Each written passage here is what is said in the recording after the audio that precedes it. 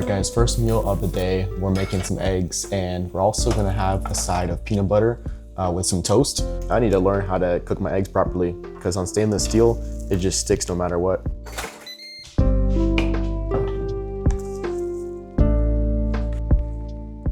Alright, first meal of the day, we've got 3 eggs right here on the side of some almond butter, which I'm gonna put on this sourdough toast.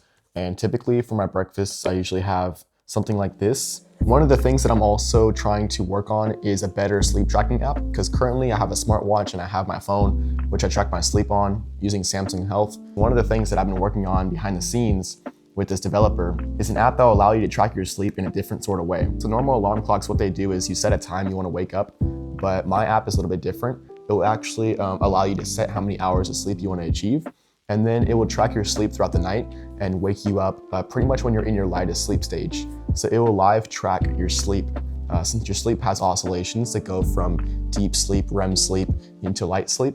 So it'll be an interval duration. So say you want to achieve 8 hours of sleep and you go to bed at midnight.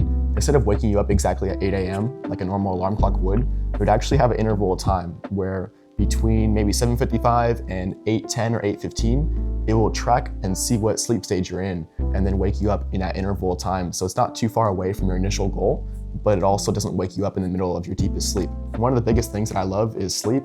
That's why I wanted to make a whole app basically to fill that space in the market that I don't think exists yet. Because there's some apps that I saw that exist for your phone, but most people have a smartwatch and there's not really any smartwatch apps that will allow you to do that without having your phone pretty much on your bed, which defeats the purpose. So if you guys want to also check out more details on the app too, I have a website that actually details pretty much what the app's about and why I'm building it, and also kind of the features that are included with the Wear OS app as well as the companion app.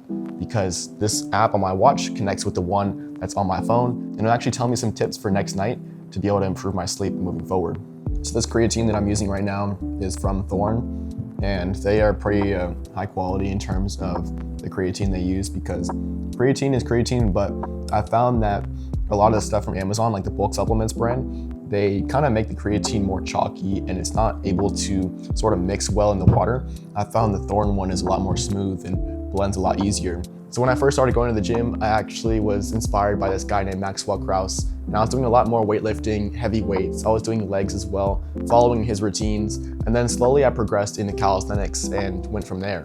So I built up a lot of strength in my legs and I had to overcompensate with my shoulders to be able to do a lot of calisthenics stuff now that I'm transitioning into that. I haven't trained legs in the past 3 years, I'd say, since I've been working out primarily at home. All right, 35 pounds for the working set. I don't want to go too crazy with these for the calves since I want to be able to have some strength for Bulgarian split squats, which is the bulk of this workout. So let's hop straight into the first working set and see how many reps we do. Now, most people think that training calves should be done later in the workout, but this actually primes your body to be able to do a lot more heavy squats after training calves. So one of the hardest things on these calf raises when you're at home is trying to balance, especially on the edge of this metal bar. When you're getting closer to those final reps, it's really hard to balance since your legs are giving out. I think I did around 10 or 11 or so, but we're gonna mark that on the app too. And we're going to continue with one more set, then move on to Bulgarian split squats, and then go from there. No pump of what my legs look like currently from not training them in pretty much almost 3 years. For these calf raises, I just have a 2-minute timer since we don't need to have so much of a break in between. All right, last working set at 35 pounds. Let's see if we can get more than 15 and hopefully regain balance when we're doing it.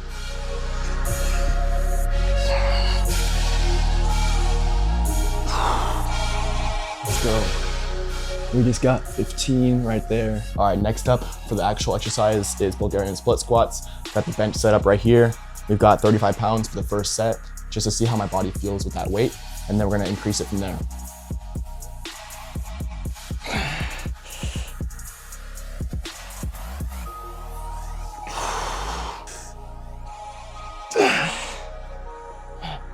We just did 35 pounds for 10.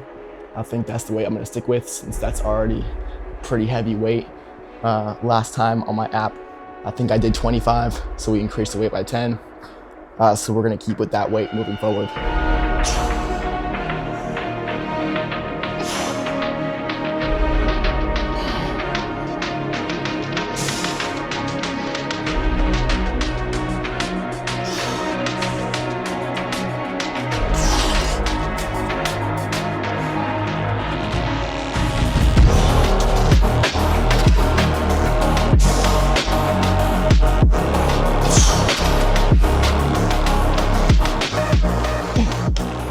Next up on the list is goblet squats. So I'm gonna increase the weight on just one dumbbell and then go like this and work the quads again. Not looking forward to that, but at least it's better than anything Bulgarian. So we're gonna increase the weight on one dumbbell and then do a ton of these.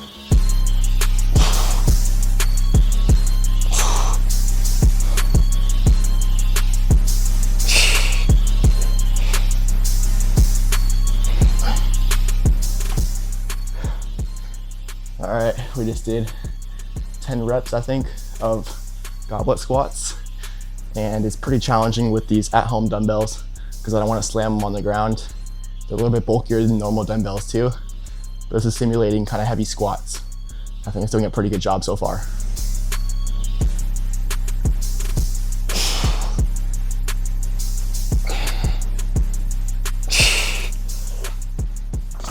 I think we're doing a pretty good job at killing our legs today. I don't know how I'm gonna feel tomorrow, but already my legs are shaking like crazy.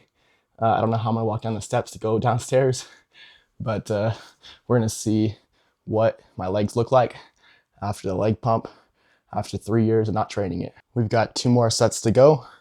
Then lastly, Romanian deadlifts, and then we're done.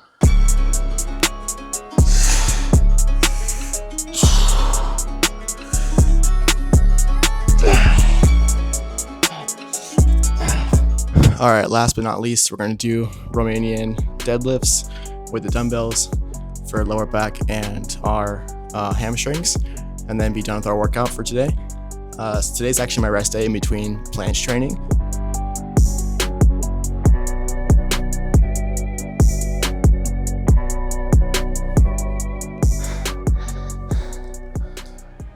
So typically with these, I like to do a lot of reverse leg extensions on an actual gym machine, but since I don't have that at home, I'm doing these. But the main focus is, of course, the squats and the one leg Bulgarian split squats too.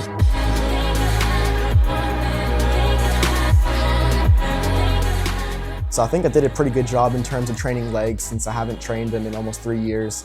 Last time I was in an actual gym was a long time ago, so my body was kind of in shock, especially doing the poses, trying to contract the muscles. They were kind of shaking uncontrollably. It was really a fun experiment trying to see how my body would react to doing a lot of weighted stuff, since especially now I'm doing a lot of body weight training for planche and also specific skill-based moves where I'm doing a lot of shoulder exercises in terms of leans and presses and push-ups and stuff like that. Less so of the legs these past couple of years since I've been doing a lot more of calisthenics focused training. So thank you guys so much for watching this video. Hope this video inspired someone, and I'll catch you guys next time.